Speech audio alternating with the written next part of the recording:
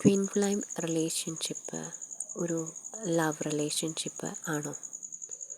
ആണെങ്കിൽ അവിടെ പോസസീവ്നെസ് ഉണ്ടാകും, ഒരു ഡൗട്ടിങ് ക്യാരക്ടർ ഉണ്ടാകും, അൺസ്റ്റെബിലിറ്റി ഉണ്ടാകും അല്ലേ?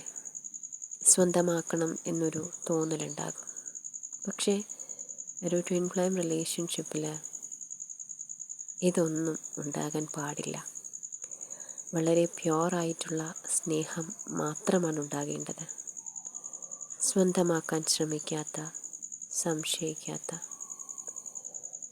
ഒരു തരത്തിലുള്ള ഒരു കൺഫ്യൂഷൻസും ഇല്ലാത്ത, എൻ്റേതാകുമോ, എന്നിൽ നിന്ന് നഷ്ടമാകുമോ, എന്നിലേക്ക് വരുമോ എന്നൊന്നുമുള്ള കൺഫ്യൂഷൻസ് ഒന്നുമില്ലാത്ത, പോസസീവ് അല്ലാത്ത, നമ്മുടേതാണ്, നമ്മുടെ ഡിവൈൻ കൗണ്ടർ പാർട്ടാണ്, നമ്മുടെ ഡിവൈൻ ഹസ്ബൻഡാണ്, ഡിവൈൻ വൈഫാണ് എന്ന ഉറച്ച വിശ്വാസത്തിൽ അൺകണ്ടീഷണൽ ആയിട്ടുള്ള സ്നേഹം നൽകിക്കൊണ്ട് മുന്നോട്ട് പോവുകയാണ് വേണ്ടത്.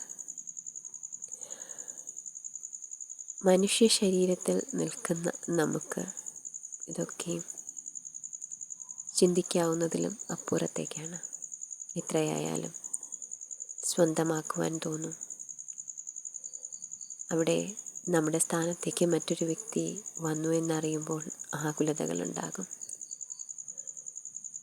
അത് തുടക്കത്തിൽ സംശയത്തിൻ്റെ രൂപത്തിൽ വന്നു ചേരും. മനസ്സിന് വല്ലാത്ത കൺഫ്യൂഷൻസ് ഉണ്ടാകും. ഇതിൽ തുടരണമോ, ഞാൻ ഒറ്റയ്ക്ക് മുന്നോട്ട് പോകണമോ, അതോ മറ്റൊരു പാർട്ട്ണറെ തിരഞ്ഞെടുക്കണമോ?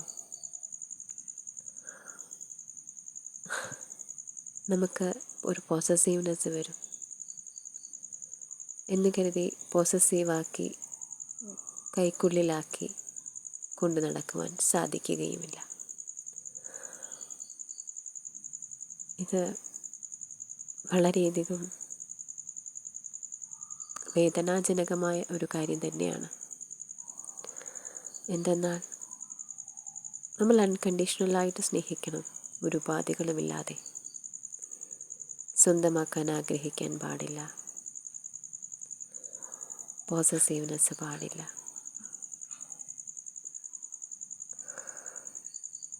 ഈ ഒരു ജേണി വളരെയധികം കോംപ്ലിക്കേറ്റഡ് തന്നെയാണ്.